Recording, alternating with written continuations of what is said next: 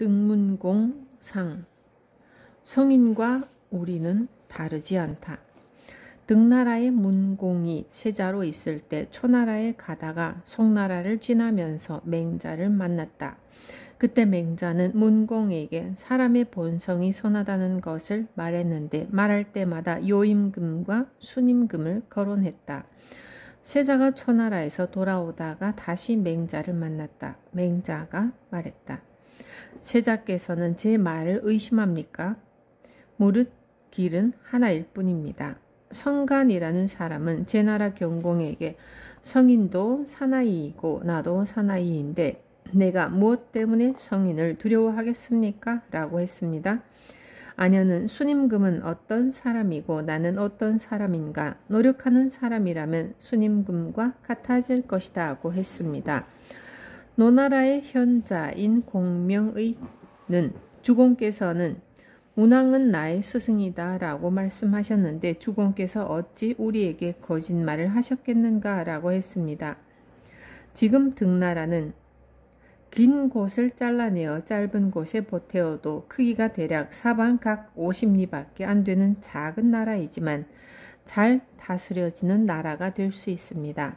서경에서 약이라는 것은 먹고 나서 어질어질하지 않으면 그 병이 낫지 않는다고 했습니다. 해설. 맹자는 등나라의 세자에게 모든 사람의 타고난 본성은 선함으로 자신의 노력을 통해 그것을 실현시키기만 하면 요순과 같은 성인이 될 수 있다고 했던 모양이다. 그러나 성인이란 감히 자신과 같은 사람이 미칠 수 있는 존재가 아니라고 생각하고 있던 세자로서는 맹자의 그 말을 믿지 못했다. 그래서 맹자는 그가 자신이 지닌 가능성을 확신하고 그것을 실천하는 노력을 분발하도록 하기 위해 감히 성인의 경지를 넘봤던 여러 사람들의 말을 인용한 것이다. 등나라 세자의 상례. 등나라의 정공이 죽자 세자인 문공이 스승 연우에게 말했다. 전에 맹자께서 나와 송나라에서 이야기를 한 적이 있었는데 마음에서 끝내 잊혀지지가 않소. 이제 불행하게도 아버님의 상을 당하게 되었으니 나는 그대를 시켜 맹자께 여쭈어 본 후에 장례를 치르고자 하오. 연우가 추나라에 가서 맹자에게 물었다. 맹자가 말했다. 참으로 훌륭한 일이요. 어버이의 상은 본래 스스로 극진하게 해야 하는 것이요. 증자가 말하기를 어버이가 살아계시면 예를 갖추어서 섬기고 돌아가시면 예를 갖추어 장례를 지내고 예를 갖추어 제사를 지내면 효성스럽다고 할 수 있다고 했소. 제후가 지켜야 할 예에 대해서는 내가 배운 적이 있소. 그러나 나는 일찍이 다음과 같은 사실은 들은 적이 있소. 즉 3년 상을 치름에 거친 삼배로 만든 상복을 입고 된죽을 먹는 것은 천자로부터 서민에 이르기까지 하은주 3대 이래로 공통적으로 지켜왔다고 하오. 연우가 돌아와 아뢰자 3년 상을 치를 것을 결정했다. 그러나 왕실의 친척들과 묻 관리들이 모두 그렇게 하기를 원치 않으며 말했다. 우리의 종주국인 노나라의 선군도 3년 상을 치르지 않았고 우리 선군도 그것을 시행하지 않았는데 그대 대에 와서 전례를 어기는 것은 옳지 않습니다. 또 전하는 기록에 따르면 상을 치르고 제사를 지낼 때에는 선조가 해온 방식을 쫓아야 한다고 했는데 이는 우리에게는 물려받은 풍속이 있음을 말한 것입니다. 세자가 연우에게 말했다. 나는 전날에 학문을 하지 않고 말달리기와 칼쓰기를 좋아했소. 그래서 지금 왕실의 친척과 묻 관리들은 나를 자질이 부족한 자라고 여기는 것 같으니 나는 그들이 장례를 극진하게 치르지 않을까 걱정됩니다. 어떻게 해야 할지 그대가 나를 위해 맹자에게 물어보시오. 연우가 다시 추나라에 가서 맹자에게 물었다. 맹자가 말했다. 그럴 법도 하겠군요. 그러나 다른 사람 탓을 해서는 안 될 것이오. 공자께서는 임금이 죽으면 그 세자는 나랏일을 재상에게 모두 맡긴 채 죽을 마시며 짙게 검어진 얼굴로 상주의 자리에 나아가 곡을 하는 법이니 그렇게 하면 뭇 관리들 중 슬퍼하지 않을 사람이 없을 것이다. 왜냐하면 세자가 솔선수범하였기 때문이다. 고 했소. 윗사람이 무엇을 좋아한다면 아랫사람들은 윗사람을 쫓아 그것을 더 좋아하게 되는 법이요. 그래서 공자께서는 군자의 덕은 바람과 같고 소인의 덕은 풀과 같아서 풀 위로 바람이 불면 풀은 반드시 쓰러진다고 했소. 그러므로 이 문제는 세자하기 나름이요. 연우가 돌아가 아뢰었다. 세자가 말했다. 그렇군요. 이 문제는 참으로 내가 하기에 달려있는 것이군요. 이어 세자는 5달 동안 운막에 거처하고 정사에 관한 명령이나 금지령을 내리지 않았다. 그러자 뭇 관리들과 친족들이 모두 세자가 예를 안다고 했다. 장례를 치르게 되자 사람들이 사방에서 와서 보았는데 세자의 얼굴이 수척하고 곡하며 우는 것이 애통하자 조문 온 사람들이 크게 감동하였다.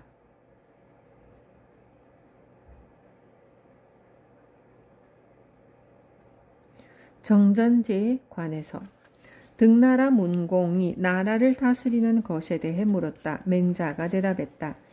백성들의 일에 적극적인 관심을 가져야 합니다. 시경에 낮에는 띠풀을 베고 밤에는 새끼를 꼬아 서둘러 지붕을 덮고 나서 비로소 백곡을 파종한다고 했습니다.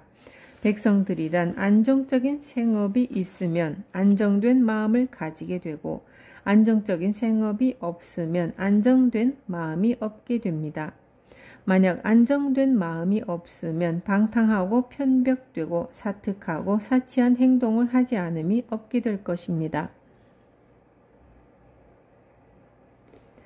그들이 죄에 빠지기를 기다린 후에 쫓아가서 처벌한다면 그것은 백성을 그물질에 잡는 것과 같습니다. 어떻게 인자한 사람이 군주의 지위에 있으면서 백성들을 그물질에 잡는 일을 할 수 있단 말입니까? 그러므로 어진 군주는 반드시 공손하고 검소하며 신하들을 예로서 대하며 백성들에게서 세금을 거두어 드리는 데에는 일정한 법도가 있습니다. 양호가 말하기를 부유해지려고 하면 인자할 수 없고 인자하려고 하면 부유해질 수 없다고 했습니다. 하나라는 각 가구에 50무씩 토지를 나누어 주고 공이라는 세법을 시행했고 은나라는 각 가구에 70무씩 토지를 나누어 주고 조라는 세법을 시행했으며 주나라는 각 가구에 100무씩 토지를 나누어 주고 철이라는 세법을 시행했는데 그 실질은 모두 수확량의 10분의 1을 세금으로 거두는 것이었습니다. 철은 천하에 보편적으로 적용한다는 뜻이고 조는 백성들의 노동력에 도움을 받는다는 뜻입니다. 옛날에 현자였던 용자는 토지를 다스리는 데는 조법보다 더 좋은 것은 없고 공법보다 더 나쁜 것이 없다고 했습니다. 공이란 여러 해 동안의 수확을 비교하여 일정한 평균치의 세액을 확정하는 것입니다. 그래서 풍년이 든 해에는 양식이 도처에 남아돌므로 세금을 많이 거두더라도 괜찮은데 도리어 적게 거두어 가고 흉년이 든 해에는 다음 해의 밭에 거름을 주기에도 부족한데 반드시 정해진 세액을 다 채워서 거두어 갑니다. 왕은 백성들의 부모인데도 불구하고 백성들이 허덕이며 1년 내내 고생하고도 그들의 부모조차 제대로 봉양할 수가 없게 할 뿐 아니라 빚을 내어서 정해진 세액을 채워냄으로써 노인과 어린아이들을 굶어 죽어 구덩이에서 뒹굴게 한다면 왕이 백성의 부모라는 뜻은 어디에서 찾을 수 있는 것이겠습니까?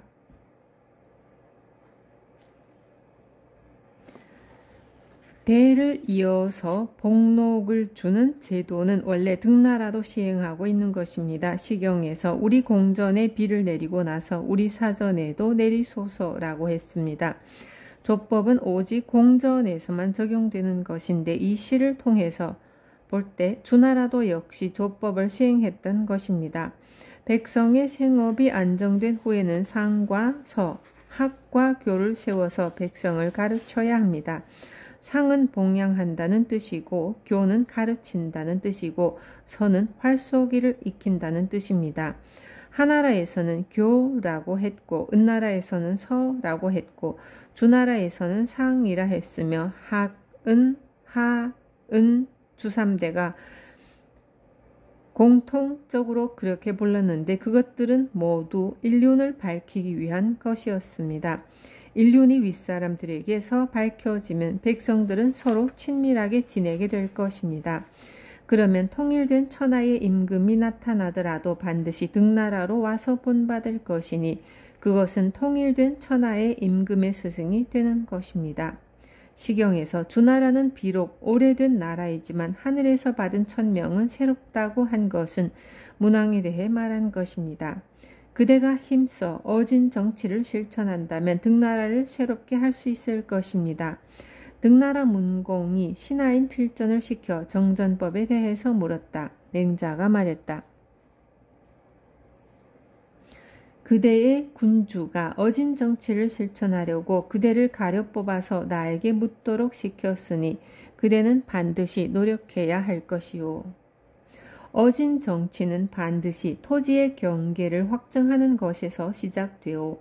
경계의 확정이 바르지 않으면 정전의 토지가 균등하지 못하고 토지의 수확에서 얻는 복록 역시 공평하지 못하게 되오. 그러므로 폭군과 탐관 오리는 토지의 경계를 확정하는 것을 태만하게 하기 마련이오. 경계의 확정이 바르게 되면 백성에게 토지를 분배하고 관리들의 복록을 정하는 것은 가만히 앉아서도 할 수 있게 되오. 등나라는 영토가 협소하지만 그 중에는 반드시 군자가 될 사람도 있고 야인이 될 사람도 있소이다.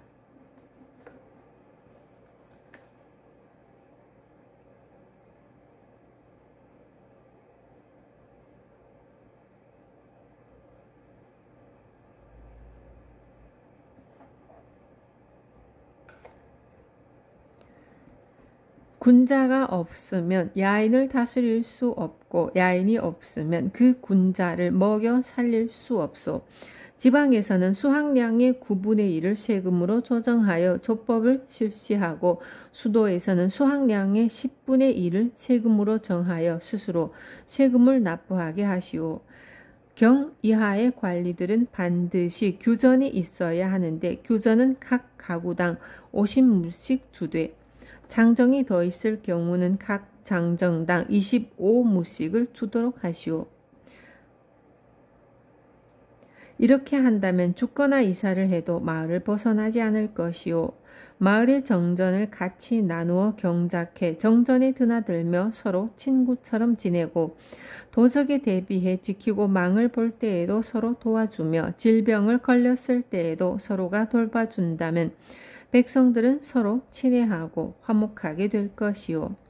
사방 각 일리의 토지가 한 단위의 정이고 각 정의 넓이는 900무인데 그 정의 중앙을 공전으로 합니다. 8가구가 각각 그 주위에 있는 100무의 땅을 사전으로 가지며 공전을 8가구가 공통으로 경작합니다. 공전의 농산일을 끝낸 후에 사전의 농사일을 하는데 이것은 야인을 군자와 구분하기 위한 것이오.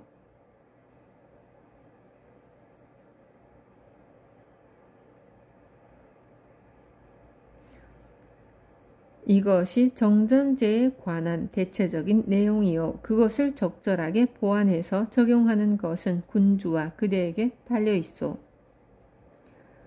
허행의 설을 비판하다.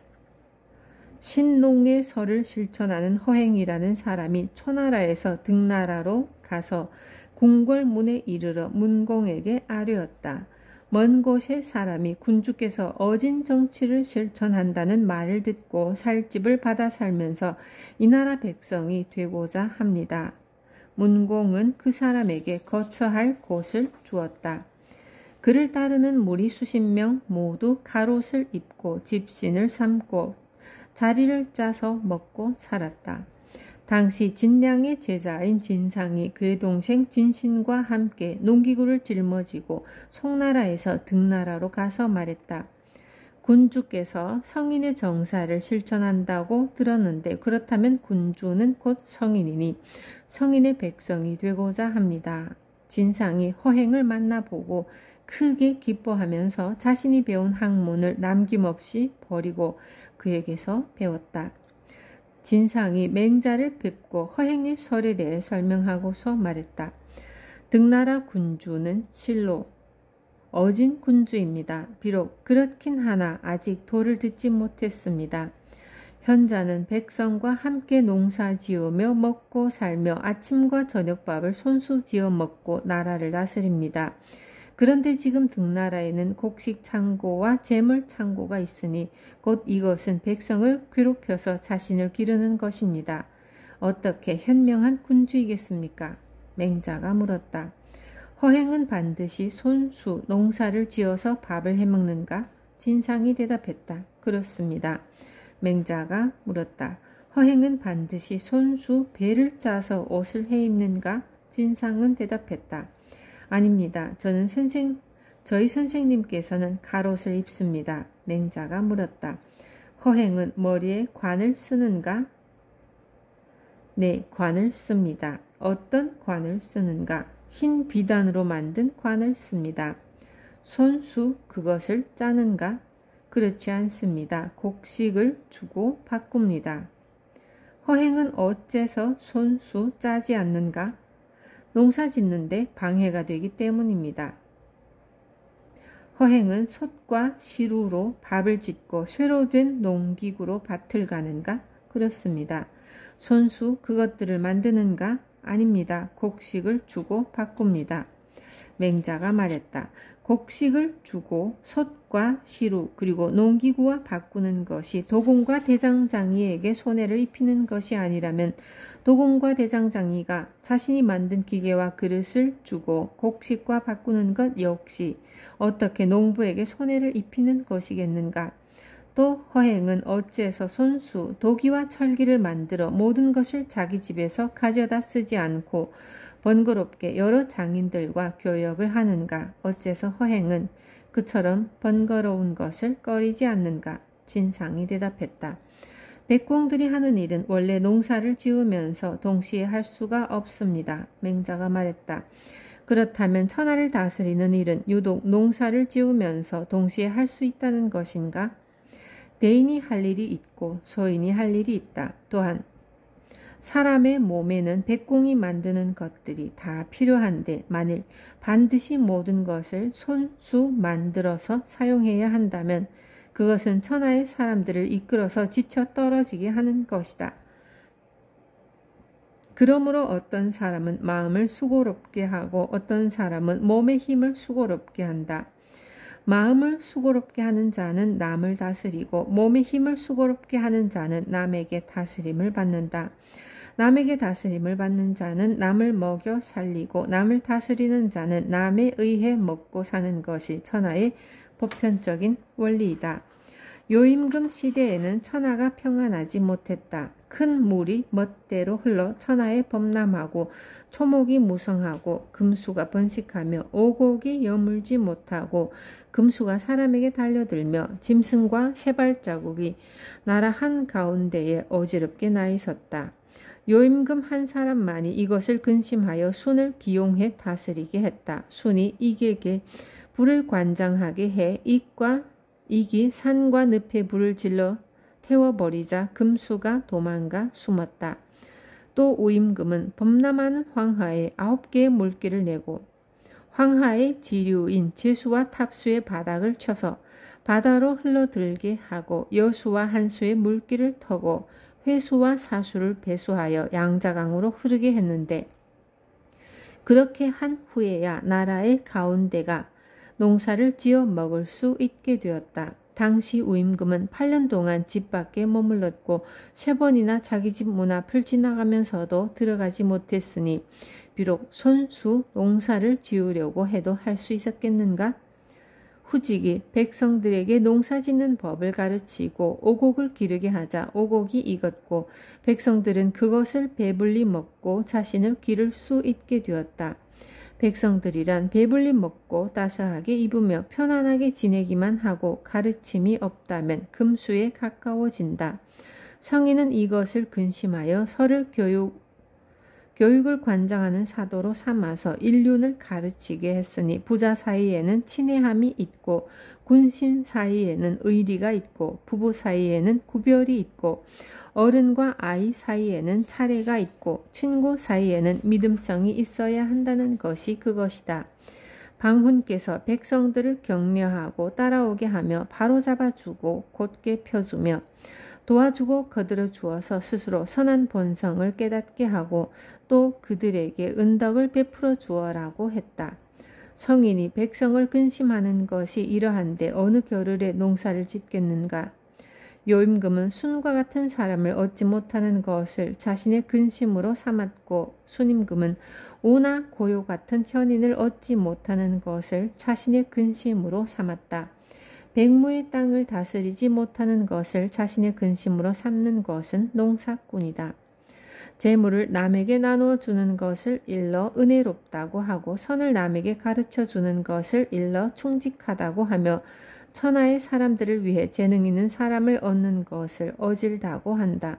그러므로 천하를 남에게 주는 것은 쉽지만 천하의 사람들을 위해 재능 있는 사람을 얻는 것은 어렵다. 공자께서 위대하구나 요의 임금다운 덕이여.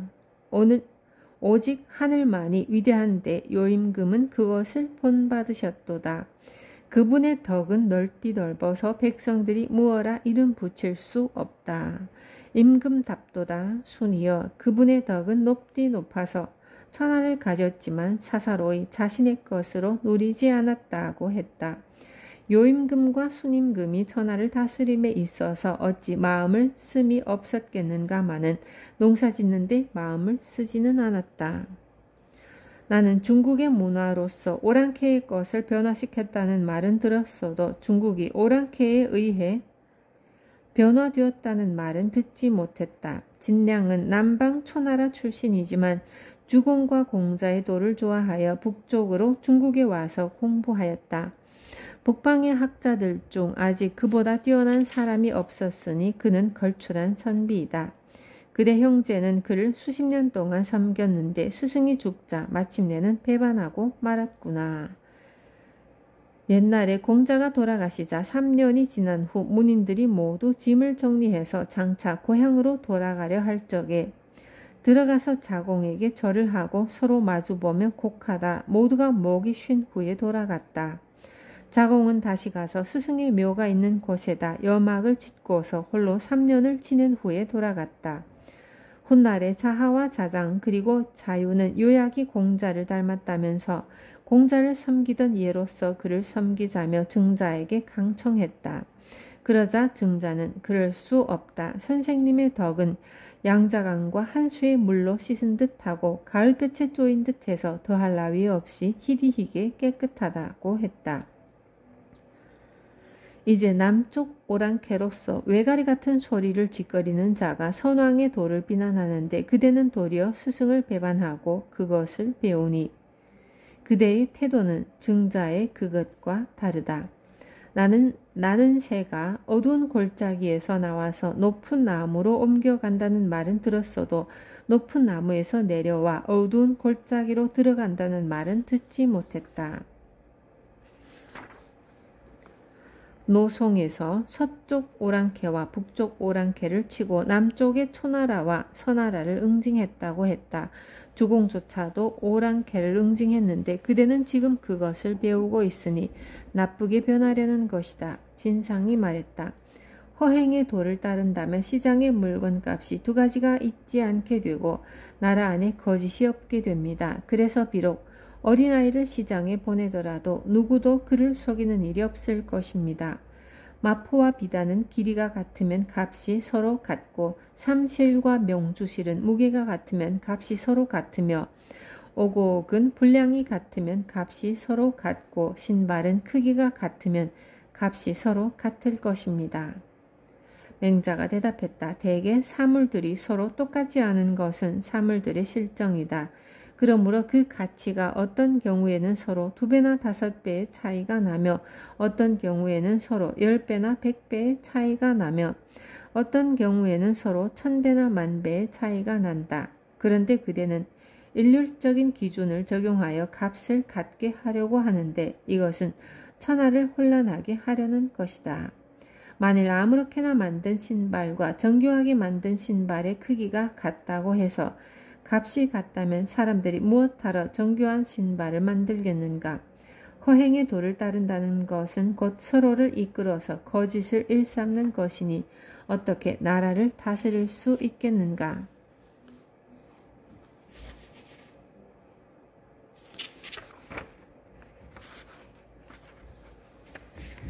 묵가의 설을 파하다. 비판하다. 묵가인 이지가 맹자의 제자 서벽을 통해 맹자를 뵙기를 청했다. 맹자가 말했다. 나도 진실로 만나보고 싶지만 지금은 병 중에 있으니 병이 낫거든 내가 직접 가서 만나볼 것이다. 이지는 올 필요가 없다. 그 뒤에 또 맹자를 뵙기를 청하자 맹자가 말했다. 나도 이제는 만날 수 있다. 그러나 내가 직설적인 비판으로 그의 잘못을 바로잡지 않으면 도가 드러나지 않을 것이다. 나는 직설적인 비판으로 그의 잘못을 바로잡겠다. 내가 듣기로 이지는 묵가라고 하는데 묵가는 상을 치름에 검소하게 하는 것을 도리로 삼는다. 이지는 묵가의 도리로서 세상의 풍속을 바꾸려고 생각하고 있을 것이니 당연히 묵가의 도리를 옳다고 여기고 존중할 것이다. 그런데도 이지는 자기 어버이의 장례를 성대하게 치렀으니 이는 그 자신이 천하게 여기는 방법으로서 그 어버이를 섬긴 것이다. 서벽이 그 말을 이지에게 알렸다. 이지가 말했다. 유가의 도에 따르면 옛날 사람은 백성을 사랑하기를 어린아이를 돌보듯이 한다고 했는데 이 말은 무슨 뜻이겠습니까? 나는 사랑함에는 차별이 없어야 하되 사랑을 실천하는 것은 어버이로부터 시작해야 한다는 뜻이라고 생각합니다. 서벽이 이 말을 맹자에게 알렸다. 맹자가 말했다. 이지는 정말로 사람들이 그의 조카를 사랑하기를 그의 이웃집 아이를 사랑하는 것 같이 한다고 생각하는가? 옛사람들의 그 말은 이지의 해석과 다른 뜻을 취한 것이다. 그것은 어린아이가 귀여서 우물 속에 빠져들어가려고 하는 것이 어린아이의 죄는 아니라는 것이다. 더구나 하늘이 만물을 낼 적에 근본을 하나로 하였는데 이지는 근본을 둘로 여겼기 때문에 그처럼 잘못 이해한 것이다. 아주 오랜 옛날에 그 어버이를 장례 지내지 않은 자가 있었는데 어버이가 죽자 들어다가 골짜기에 버렸다. 나중에 그곳을 지났는데 여우와 살쾡이가 뜯어먹고 파리와 모기가 빨아먹고 있자 이마에 진땀을 흘리며 눈길을 돌리고 차마 똑바로 쳐다보지 못했다. 이마에 진땀이 나는 것은 남이 보기 때문이 아니라 아픈 마음이 얼굴에서 드러나기 때문인 것이다. 그래서 그는 집으로 가 삼태기와 삽을 가지고 와서 시신을 흙으로 덮었다. 이처럼 시신을 가리는 것이 진실로 옳은 일이라고 한다면 효자와 어진 사람이 그의 어버이를 가리는 데에도 역시 적절한 방법이 있을 것이다. 서벽이 그 말을 이지에게 전하자 이지는 멍하게 한동안 있다가 말했다. 선생께서 나를 가르쳐 주셨구나.